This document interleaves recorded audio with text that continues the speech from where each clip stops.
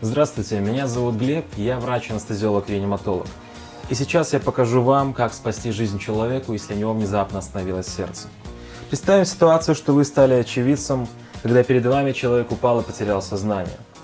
Первое, что вы должны сделать, это оценить обстановку и убедиться в собственной безопасности.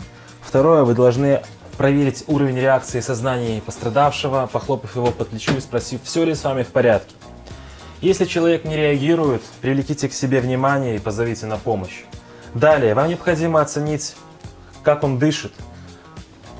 Запрокиньте голову, выдвиньте нижнюю челюсть и оценивайте дыхание в течение 10 секунд. Его дыхание может отсутствовать либо быть агональным, то бишь очень редким и неэффективным.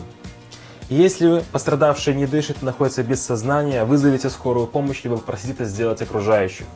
Начните сердечно-легочную реанимацию. Освободите тело пострадавшего от одежды и сдавливающих его ремней.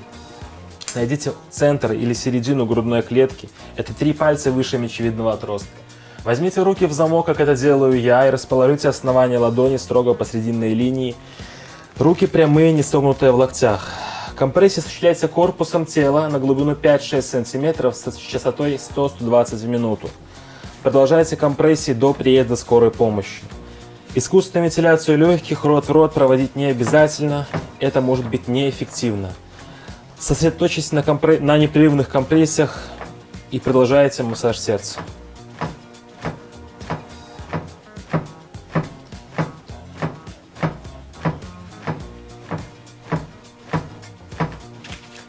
Простыми действиями можете спасти человека и дать ему шанс.